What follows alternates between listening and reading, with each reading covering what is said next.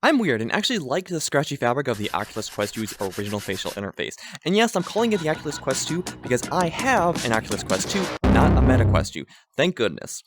At first purchase of my headset in 2021 of September, I put on the silicone cover because I was afraid of having an allergic reaction because I heard people having allergic reactions to the cover. So, I have really oily skin, and for a while I was attempting to troubleshoot why I was breaking out after playing VR for an extended period of time. Eventually, I took off the silicone cover, for I determined it was holding my facial oils.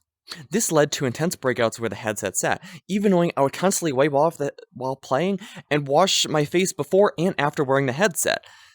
But even after discovering my love for the visual facial interface, I heard you can increase your field of view by using a thinner facial foam, which piqued my interest quite a lot. For I was jealous after trying out my friend's Valve Index, for they had 108 field of view when the Oculus Quest 2 has 89 degrees.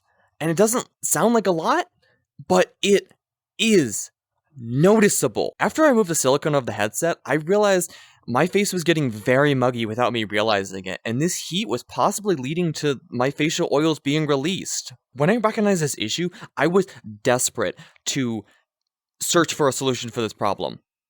I looked through options like VR Cover and Kiwi Design's vent-style facial interface, which I almost purchased, but the YouTube gods said no, and bestowed videos upon me of this product.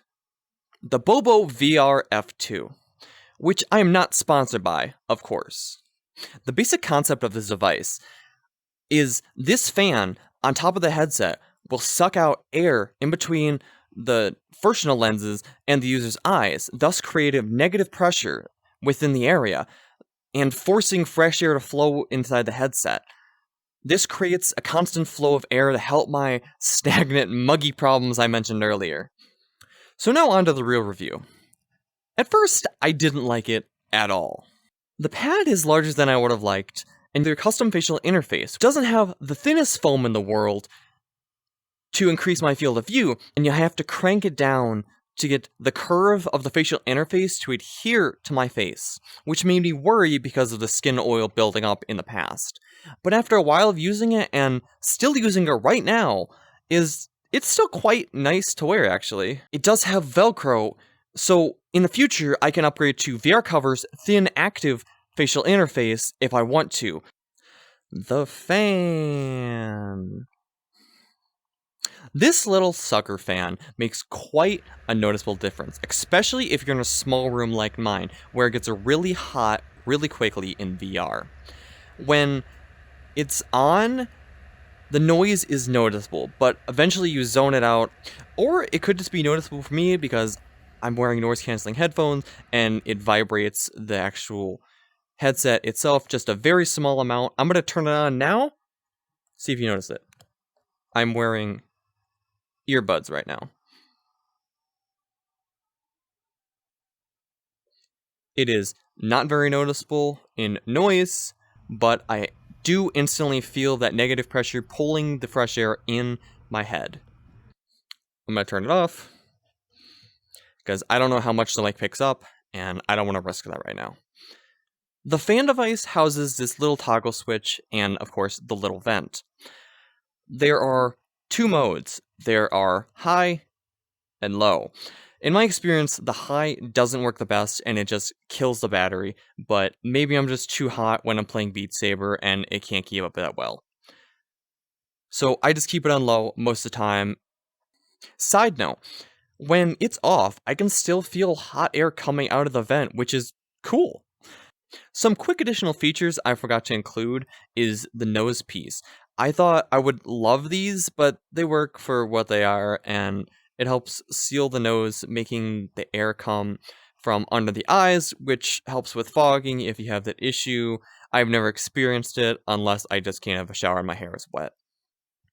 All in all, I'm impressed how much I enjoyed this product. The battery life is about 2 or 3 hours on the low setting, and not sure on the high setting because I don't run that much.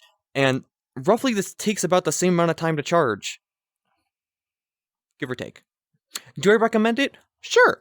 If you're like me and you have oily skin and nothing else works, try this. I bought it on Amazon, and though they don't offer Prime shipping at the time of making this video, the shipping date was actually pressed forward multiple times when they said it would take at least 8 weeks to get here, which really scared me at first. Last thought, I do still want to get a thinner facial foam pad, but this works for what it is. Thank you for watching. If you liked this, please leave a comment down below, because I have been working on this script and this video for quite a while, and I'm trying to figure out if this is something that other people like to see, because I don't do content reviews very often, but this I felt I had to, because everybody that I saw recording and everybody reviewing this product had not mentioned this, and I felt that this is something that actually is important, because this helped me still play VR, because I love VR, and even knowing I was breaking out, I would play VR no matter what, because VR is fantastic. We can be whatever we want. It's VR. You have to experience it. Thank you for watching, and sorry I'm a furry. I mean, this whole camera rig, just for that one shot. God, what am I doing with my life?